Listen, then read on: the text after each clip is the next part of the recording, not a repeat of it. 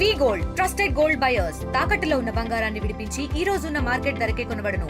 మరిన్ని వివరాలకు సంప్రదించండి 7710 కథలన్నీ కంచికి చేరిపోతున్న తరుణంలో శ్రీకాకుళం జిల్లాకు చెందినటువంటి కారా మేషర్ ఆ కథల్ని కంచి దాటకుండా కథానిలయాన్ని స్థాపించి భావితరాలకి ఆ కథల్ని అందించేందుకు చేసిన ప్రయత్నంలో భాగమే మరో సాహిత్య యువకుడు ఈరోజు శ్రీకాకుళం జిల్లాలో ప్రశంసలతో పాటు పైనీర్, అదేవిధంగా ఇటువంటి పెద్ద పెద్ద సంస్థల నుండి డాక్టరేట్లు పొందుతున్నారు. గారమండలం ఒమ్మరవెల్లి గ్రామ పంచాయతీకి సంబంధించి గొర్రెవానిపేటకు చెందినటువంటి రొక్క రాముడు నిరుపేద కుటుంబంలో పుట్టిన ఆ యువకుడికి ఆర్థిక పరిపుష్టి ఆటంకం కావడంతో చదువు సాగక ఈరోజు సాహిత్యం వంట పట్టించుకున్నారు.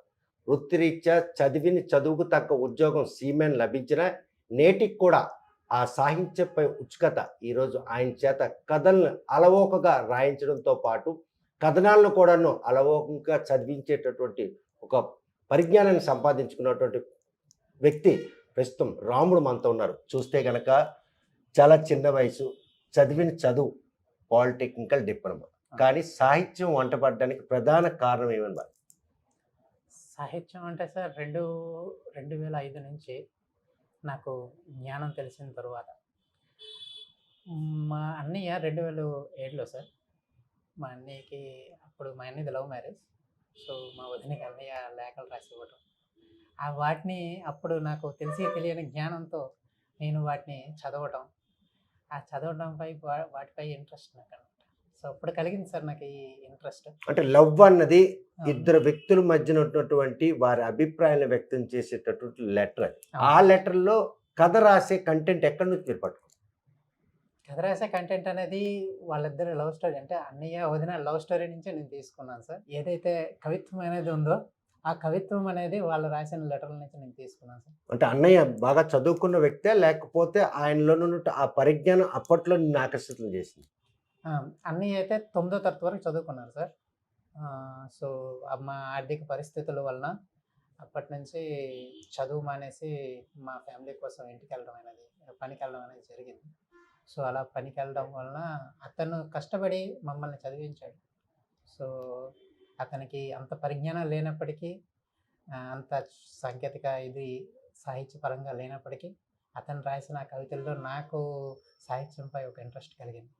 సో అలా కలిగి నేను అప్పటి నుంచి సాహిత్యానికి కొంచెం ఇంట్రెస్ట్ కలిగి అప్పటి నుంచి చదవటం మొదలుపెట్టాను ఫస్ట్.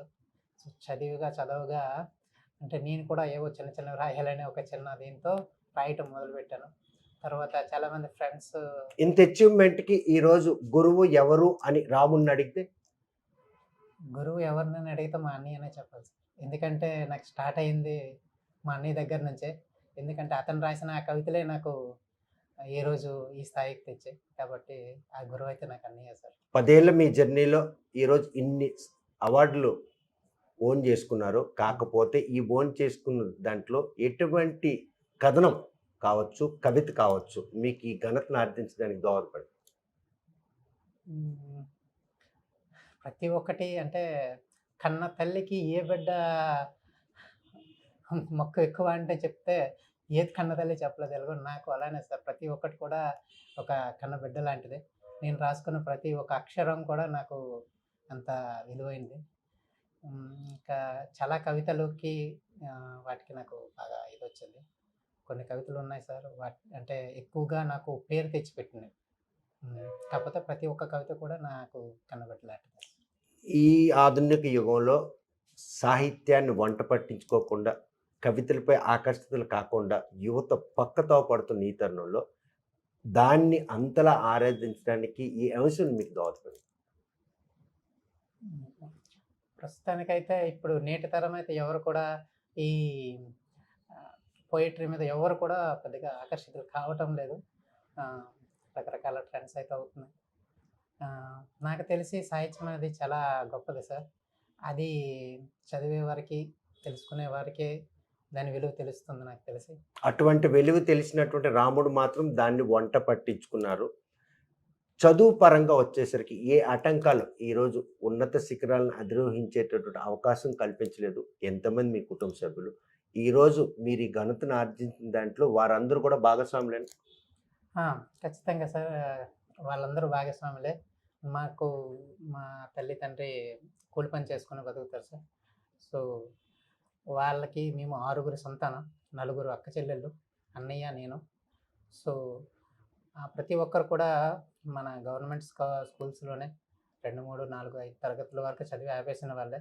అన్నయ్య 9వ తరగతి వరకు చదివారు. ప్రతి ఒక్కరు అంటే చిన్నవాడిని నేను, నన్ను చదివించాలి, నన్ను ఒక గొప్ప స్థాయికి తీసుకొని రావాలి అని చెప్పి వాళ్ళందరూ చదువు మాని కష్టపడి నన్ను చదివించారు సార్. మా ఆర్థిక పరిస్థితి అదంతా ఇది లేదు అంత కాబట్టి ఆర్థిక పరిపుష్టి లేకపోయినా రాముడిని ఒక ఉన్నత విద్యావంతుడు చేయాలని వారి ఆకాంక్షలకు అనుగుణమైనటువంటి విద్యని ఆ తారాస్థాయికి చేరారా? వాళ్ళు అనుకున్న స్థాయికి అయితే చేరాను సార్.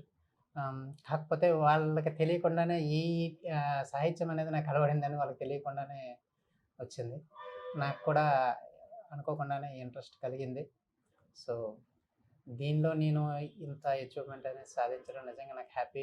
ఇంట్లో వాళ్ళు కూడా నాకు ప్రతి క్షణం కూడా సపోర్ట్ చేశారు. నాకు ఈ టాలెంట్ ఉందని తెలిసిన తర్వాత కూడా నన్ను సపోర్ట్ చేసి అన్ని విధాలుగా అమ్మ, నాన్న అందరూ ప్రతి ఒక్కరు కూడా ఇంట్లో ప్రతి ఇంత ఒక్కరు కూడా సమయం వెచ్చించడానికి ఏం చేస్తుంటారు?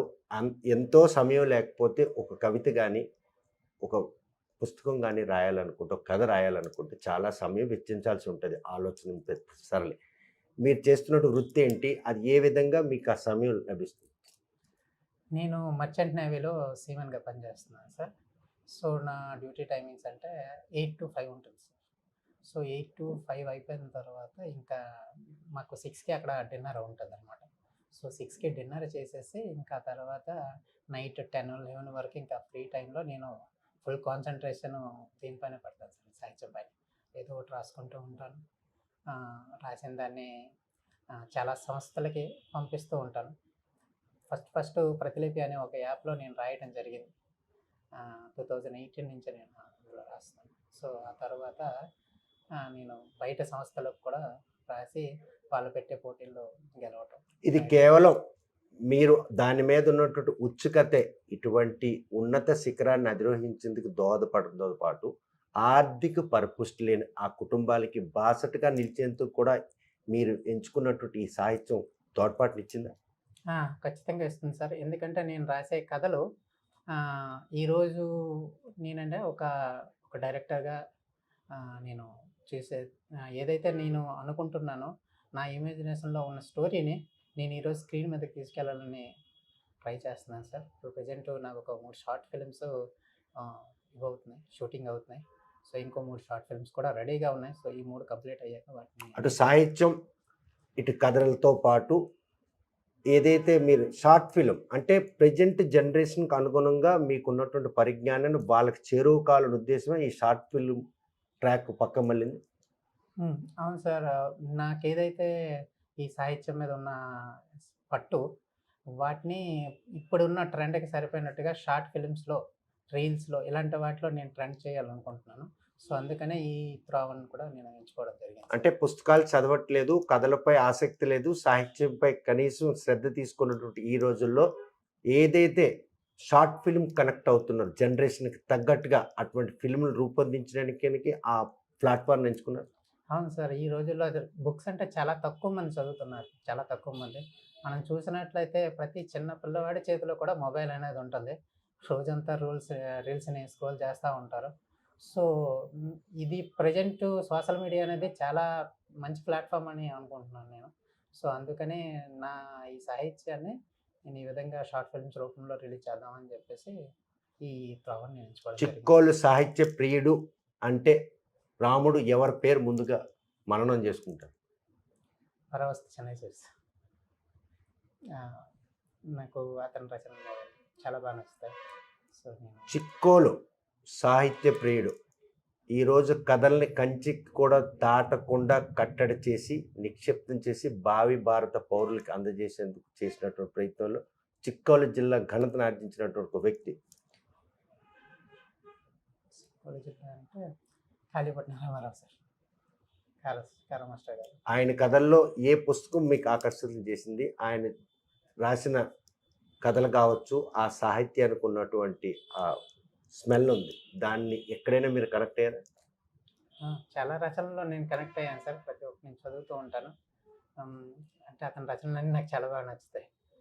సో నేను అతను చదువుతుంటాను. అంటే ఇది ఖచ్చితంగా నాకు అద్భుతంగా నచ్చిందని నేను చెప్పలేను. కానీ ప్రతి ఒక్కటి అద్భుతంగా నచ్చిందని చెప్పగలను సార్. 96 ఏళ్ల వయసులో కూడా ఆయన పుస్తకాలు రాస్తూనే ఉన్నారు. సాహిత్యాన్ని పరిరక్షించడానికి ఆయన చేసినటువంటి ప్రయత్నం చివరి ఊపిరి వరకు కూడా కొనసాగించారు. అవును సార్. కానీ ఈరోజు ఆయన బతికుంటే రాముని చూసి ఆనందించకపోయినా కూడా ఆశ్చర్యపోక్కర్లేదు అనుకుంటే సార్ ఆశ్చర్యపోవాల్సిన అవసరం లేదు సార్.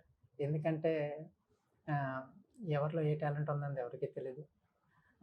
కాకపోతే అభినందించేవారేమో అనుకుంటున్నాను సార్. ఎందుకంటే ఇప్పుడున్న జనరేషన్‌లో ఒక సాహిత్యానికి విలువిచ్చే మనిషి దొరకడం, సాహిత్యం నేర్చుకున్న మనిషి దొరకడం అంటే ఖచ్చితంగా అభినందించేవారని అనుకుంటున్నాను. చూస్తే కనుక సినిమా కథలు రచించడం కావచ్చు, పాటలు కావచ్చు, అదేవిధంగా ఈ నవలలు ఇవన్నీ కూడా వాటికి కాలం చెల్లింది అంటే రాముడేమంటారు? ఖచ్చితంగా కాలం చెల్లుతుంది సార్. చాలామంది సాహిత్యంపై ఇంట్రెస్ట్ అయితే లేదు. కాలం చెల్లుతుందని తెలుగు భాష కూడా అంతరించిపోతుంది. తెలుగు భాషను కూడా పరిరక్షించుకోవాల్సిన బాధ్యత, సాహిత్యాన్ని కూడా ఎంతో విలువైన ఈ సాహిత్యాన్ని చాలా విలువైనది సార్ సాహిత్యం అనేది. సో ఇలాంటి సాహిత్యాన్ని పరిరక్షించుకోవాల్సిన ప్రతి ఒక్క పౌరుడి పైన ఉందని నేను అంటాను సార్. ప్రజెంట్ జనరేషన్‌లో ఎవరైనా చెబితే సాహిత్యంపై ఆకర్షితులయ్యే పరిణామాలు ఉన్నాయా అసలు? ప్రస్తుతం పాఠశాల విద్యా బోధన విధానం కావచ్చు, ఉపాధ్యాయులు పిల్లలకి అది అలవాటు చేసుకునేందుకు చేసినటువంటి ప్రయత్నాల్లో విఫలమే ఇటువంటి పరిణామాలకు కారణం. సాహిత్యం కథలు రూపొందించినటువంటి ఏదైతే వర్తమాన నేటి యువకులు ఎవరూ కూడాను వాటిపై కనీసం శ్రద్ధ చూపించకపోవడం వెనక ఎవరి నిర్లక్ష్యం దీని పాలిట శాపం అనుకో. ఒకప్పుడైతే సార్ వ్యాస రచనలు అనేవి మన పాఠాల్లో ఉండేవి. సో ఇప్పుడు కూడా ఉన్నాయి కానీ చాలా తక్కువ సార్. సో వ్యాస రచనలు అలా అలా రాయటం వల్ల పోటీల్లో పాల్గొనడం వల్ల మేము చిన్నప్పటి నుంచే పిల్లల్లో కాస్త ఈ సాహిత్యపరమైన ఇవి చేరుతాయి. పైగా మన తెలుగు భాషలో పద్యాలు ఇప్పుడు వేమన పద్యాలు కానివ్వండి, సొంతి శతకాలు ఇవన్నీ ప్రతి ఒక్కటి సాహిత్యమే సార్. చాలా వాటిలో అనంతమైన జ్ఞానం ఉంది. తెలుసుకున్న వారికి తెలుసుకున్నంత వస్తుంది. అంతలా వాటి మీద ఈరోజు పట్టు సాలించే రాముడు ఈ ఘనతను ఆర్జించడానికి దోహదపడింది అనడంలో ఎటువంటి అతిశయోక్తి లేదా? లేదు సార్, ఖచ్చితంగా సార్. అప్పటి నుంచి తెలుగుపై మక్కువ ఉండేది. సో తెలుగు అయితే నాకు ప్రాణం లాంటిది. ఏ రోజుకి నేను తెలుగు అయితే మర్చిపోలేను. తెలుగులో ఇంకా నాకు తెలియని వ్యాకరణాలను కూడా నేను నేర్చుకుంటున్నాను. ఒకప్పుడు ఉండే కవిత్వాలు అంటే బంధ కవిత్వం ఇలాంటివి మరుగున పడిపోయాయి సార్. సో ఇలాంటివన్నీ నేను ఇంకా నేర్చుకుంటున్నాను సార్. అంటే నేర్చుకున్న వాళ్ళకి నేర్చుకున్నంత అన్నట్టుగా ఎంత నేర్చుకున్నా మనం విద్యార్థిని ప్రతిరోజు. ఇప్పుడున్న జనరేషన్‌కి మీకు సాహిత్యంపై ఉన్నట్టు మక్కువకి వాళ్ళ కనెక్టింగ్ కావాలంటే రాముడు ఏం సూచన చేస్తారు? ఖచ్చితంగా తెలుగు భాషను పరిపూర్ణంగా నేర్చుకోవాలి సార్. అండ్ ఇప్పుడు ఏవైతే నావెల్స్ ఇవి ఉన్నాయో వాటిని చదవడం వల్ల చాలా జ్ఞానం వస్తుంది. ఖచ్చితంగా తెలుగు భాషను రక్షించడానికి, సాహిత్యాన్ని పరిరక్షించడానికి ఇది ఖచ్చితంగా తెలుగు భాషని పూర్తిగా నేర్చుకోవాలి. కానీ ఇప్పుడున్న ఎడ్యుకేషన్ సిస్టంలో అది మళ్ళీ పూర్వవైపు వస్తున్నటువంటి పరిణామాలు కనుచూపు మేరలో కూడా కనిపించడం. చదువు కొనుక్కునే పరిస్థితి, ఉచితంగా వస్తున్నటువంటి ప్రభుత్వ పాఠశాల ఆకర్షితులు కానట్టు పరిణామాలు ఇవన్నీ కూడాను తెలుగుకు మాత్రం ఒక చెద పట్టే పరిణామాలు ఉన్నాయి. అది గనక నేర్చుకుంటే బతకడం కష్టం అన్నట్టు ఒక భావన తొలగాలంటే అది మాత్రం అంటే తెలుగు నేర్చుకుంటే బ్రతకలేమనే భావన తొలగాలంటే మన విద్యా విధానంలో చాలా మార్పులు చేయాలి సార్. ప్రభుత్వాలు కూడా తెలుగు చదువుకున్న వారికి ప్రభుత్వ ఉద్యోగాలు వస్తాయి. అంటే ప్రభుత్వ ఉద్యోగుల ప్రతి ఒక్క దాంట్లో తెలుగు తప్పనిసరి. ఇలాంటి మార్పులు చేయాలి. కానీ అదే కనుక అయితే ఎక్కడైతే మాతృభాష ప్రాతిపదికన ఏర్పడిన రాష్ట్రాలలో అక్కడికే పరిమితం ఉంటున్నాం. జాతీయ అంతర్జాతీయ స్థాయిలో కాంపిటేటివ్ మోటోకు పనికి రావట్లేదు కాబట్టి ఇంగ్లీష్ మాధ్యాన్ని వేదిక చేస్తుందని చెప్పేసి ప్రభుత్వాలు చెప్తున్నాయి. సో ఈ పరిణామాలను చూస్తే తెలుగుకి అంత ఆదరణ లేదన్న ఒక పరిణామం స్పష్టంగా కనిపిస్తుంది. స్పష్టంగా కనిపిస్తుంది సార్. అందుకు మన తెలుగు రచయితల సంఘం చాలా వరకు అంటే తెలుగు భాషాభివృద్ధి సంస్థలు కూడా చాలా ఉన్నాయి. చాలామంది మన తెలుగు భాషాభివృద్ధిని రకరకాల సూచనలు చేస్తున్నారు సార్. సో ఇప్పుడు మన ఇండియన్ లాంగ్వేజ్ అంటే హిందీ అని చెప్తాను, నేషనల్ లాంగ్వేజ్. అది అఫీషియల్గా కాకపోయినా సరే మనం నార్మల్గానే హిందీ అనే చెప్తాం. సో అలాంటిది మనం తెలుగు రావాలని చాలామంది పాటుపడుతున్నారు. సో కానీ అలాంటి భాషా ప్రాతిపదికన ఏర్పడిన రాష్ట్రాల్లో ఆ భాషని మాతృ తల్లిగా పూజిస్తాం. కానీ పూజిస్తారు. బతుకు తెరువు కోసం మాత్రం ఆ భాష ఈరోజు పనికి రావడం లేదు అన్నటువంటి పోకట నడుస్తుంది. ఆ నేపథ్యంలో ఇంగ్లీష్‌కి ఆకర్షితులు అవుతున్నారు. నిజమేనా? అవును సార్. ఇప్పుడైతే ఇంగ్లీషు ప్రతి ఒక్క దగ్గర ఒక ఇంటర్నేషనల్ లాంగ్వేజ్ అయ్యి ప్రతి ఒక్క దగ్గర ఇది అవుతుంది. ఇంగ్లీష్ నేర్చుకోవచ్చు సార్. కాకపోతే ఏంటంటే తెలుగు మర్చిపోకూడదు. హ్మ్. కన్న తల్లిని మర్చిపోయినట్టే తెలుగు మర్చిపోవడం అంటే. కాబట్టి ఇంగ్లీషు నేర్చుకున్నప్పటికీ తెలుగుని కూడా నేర్చుకోవాలి. ఎందుకంటే ఇది మన మాతృభాష. మన కన్న తల్లి మనకు నేర్పిన భాష, ఉగ్గుపాలతో నేర్పిన భాష. ఇలాంటి భాషను మనం మర్చిపోతే కన్న తల్లిని మర్చిపోయినట్టే. సో కాబట్టి తెలుగు భాషను నేర్చుకున్నట్లయితే తెలుగు భాష ఎంత అందంగా ఉంటుందో, ఎంత ఎంత వర్ణించినా మనకి తరగదనమాట. సో అలాంటి తెలుగు భాషను నేర్చుకోవటం వల్ల ఆటోమేటిక్‌గా సాహిత్యంపై కూడా ఇంట్రెస్ట్ వచ్చేస్తుంది సార్. చూస్తే కనుక ఏ సాహిత్యంపై ఉన్నటువంటి ఆసక్తి కావచ్చు, ఉత్సుకత ఈరోజు రాముడిని ఇటువంటి ఒక గుర్తింపుని తెచ్చింది. లైఫ్‌లో ఈ సాహిత్యాన్ని పట్టుకుంటూ ముందుకు నడిచిన రాముడు ఏం సాధించబోతున్నాడు అని ఎవరైనా అడిగితే? ఖచ్చితంగా నేనైతే డైరెక్టర్‌ని అవ్వాలనుకుంటున్నాను సార్. ప్రెజెంట్ నేను సైలర్ క్రియేషన్స్ అని ఒక చిన్న యూట్యూబ్ ఛానల్ పెట్టేసుకొని స్టార్ట్ చేశాను. సో దీనిపైన నేను కొంచెం డైరెక్టర్‌గా ఇదయ్యి ఫ్యూచర్‌లో ఒక పెద్ద డైరెక్టర్‌ని అవ్వాలి. సాహిత్యపరంగా కూడా చాలామందికి నేను హెల్ప్ చేయాలి. నేను అన్ని విధాలా దాని గురించి పాటుపడాలనుకుంటున్నాను. తెలుగు భాష అభివృద్ధి కూడా నేను అన్ని విధాలుగా కృషి చేయాలనుకుంటున్నాను. ఖచ్చితంగా చేస్తానని చెప్తాను సార్. చూస్తే కనుక ప్రస్తుతం తన అన్న ఎవరైతే వదినగా భావించినటువంటి ఆమెకు రాసినటువంటి ఏదైతే ప్రేమలేఖలను చదివినటువంటి రాముడు మాత్రం వాటిని కొలమానంగా తీసుకొని అన్నను గురువుగా భావించి ఈరోజు మాత్రం ఒక సాహితీ ప్రియుడిగా ఎదిగి ఎంతోమంది మన్ననలు పొందుతున్నారు.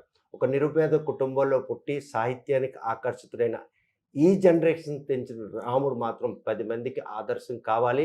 సాహిత్యం ఈరోజు కనుమరుగైపోతుంది. కథలు, అదేవిధంగా పద్యాలు ఇవన్నీ కూడాను పుస్తకాలకే పరిమితం కాకుండా వాటిని దినచర్యలో భాగంగా చదువు చెప్పే బోధకులు లేక విద్యావంతులందరూ కూడా వాటిని ఆకర్షితులు కానున్నటువంటి ఈ నేపథ్యంలో ప్రస్తుతం మాత్రం అలనాటి ఆ వైభవాన్ని మాత్రం ఈరోజు సాహిత్యాన్ని తెచ్చేందుకు రాముడు లాంటి వ్యక్తి చేస్తున్న కృషికి ప్రతి ఒక్కరు కూడా ఆకర్షితులు కావాలి. సాహిత్యాన్ని పరిరక్షించుకున్నాడే తెలుగు ధనానికి మాత్రం ఒక కొత్త అందం వస్తుందన్నటువంటి ఆయన ఆశలకు అనుగుణంగా అందరూ ఆకర్షితులు అవుతారని ఆశిద్దాం. మరోవైపు చూస్తే సాహిత్యంపై ఉన్న మక్కువ భవిష్యత్తులో ఆయన మాత్రం ఒక డైరెక్టర్గా కావాలని ఆయన ఆశయానికి ప్రతి ఒక్కరు కూడా ఆశీర్వదిస్తారని ఆశిద్దాం. వీడియో జర్నలిస్ట్ రామకృష్ణతో సత్యం, RTV శ్రీకాకుళం. తెలుగులో న్యూస్ కి ఫాస్టెస్ట్ యాప్ ఇప్పుడు టోటలీ న్యూ అవతార్లో జస్ట్ 5 సెకండ్స్ లో కంప్లీట్ న్యూస్. సోషల్ మీడియాలో ట్రెండ్స్ కి one stop solution. Live TV app voice search option తో ఇప్పుడే డౌన్లోడ్ చేయండి లేదా అప్డేట్ అయిపోండి. యాప్ లింక్ డిస్క్రిప్షన్ లో ఉంది.